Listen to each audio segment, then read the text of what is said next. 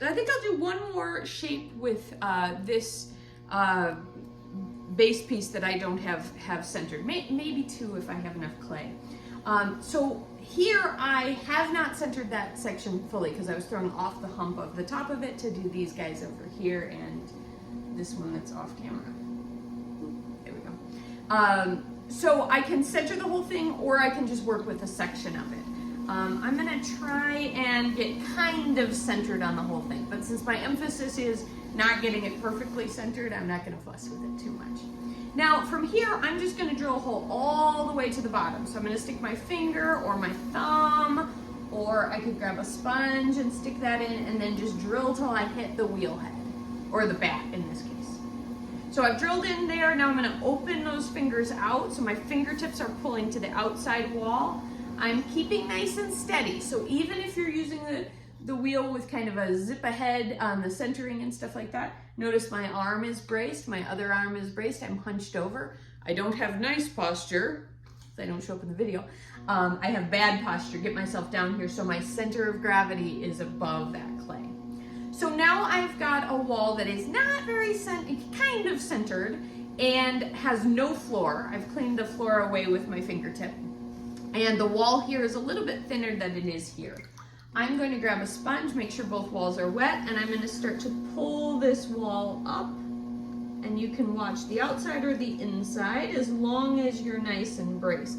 Now this part is not nothing. Like this, I'm going to show, I make it look easy pulling this wall up because I've got a lot of practice. You are going to have to learn that, and that is just going to take some practice.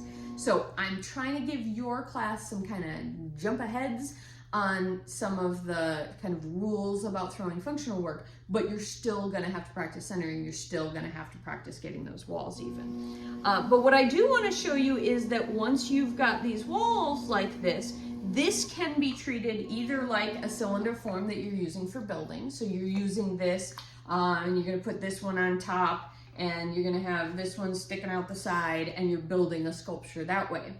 But you could also use it as a slab. So because it's got no bottom, if I just take this off the wheel and cut it apart, I've got a vertical slab that I can then build with.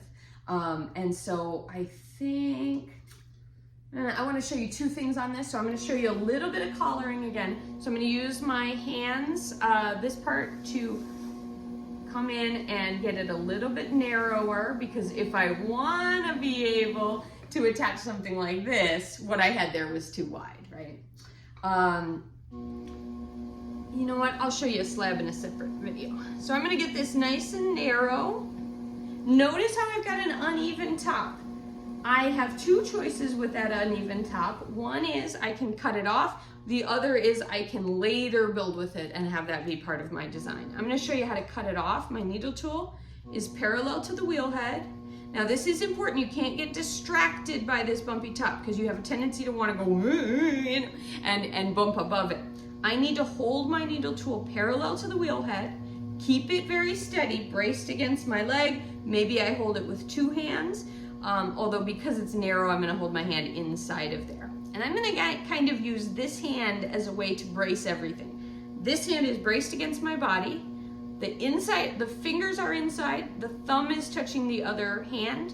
I'm gonna keep myself nice and steady, and I'm gonna let that needle tool come in underneath the bumpy part, underneath the part that got high. It's really important that you don't go and bump up and down as you're going to cut that. All right, so I've got this sculpture, and I'm gonna call this basically done. So I'm gonna grab my other knife, if I can find it, because it's more like the knife you have. I just was working in my studio, or I had a show in my studio the other day, so I can't find anything. I might not show you that. Oh, here we go. This isn't quite the same as your knife, but it has the wooden blade there. So I'm gonna come and do a undercut just to get rid of, there's extra clay down here because it's hardest to pull up. So I'm gonna bring this knife down into the clay. In this case, I'm coming basically straight down until it touches the wheel head like that. Then I am going to grab a little bit of water and dribble it into that little cut. And then I'm gonna hold my needle tool against the wheel head. Since there was water inside that cut, it got under this piece of clay as I worked with it. Now, of course, the other thing you might notice is that's a coil. So maybe that, maybe that's part of the sculpture you want to do. So if I were going to build with this, I would probably want to wait a little bit. I should wire it through so it doesn't stick to the back, but I don't need to immediately start, cutting this up and working with it. However, I want to in one go show you a little bit of how I might work with that. Now I could score and slip. Nice thing about scoring on here is that I can do it fairly quickly. While the wheel's spinning, I can just run the tool around, scoring tool or needle tool. Here I'd have to go bit by bit and get it scored, or go walk over and find a scoring tool. These are really wet. Again, don't recommend doing this right now, but you could score and slip and attach those guys like that.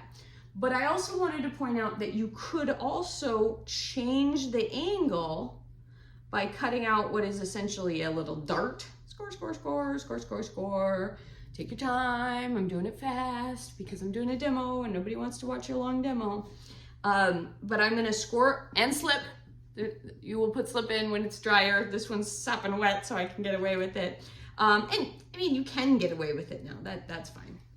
All right, but it's just gonna be, if you do it this wet, you're gonna have lots of little touchies on the surface from your fingers. If you wait a little bit, the surfaces will be more smooth and like they were.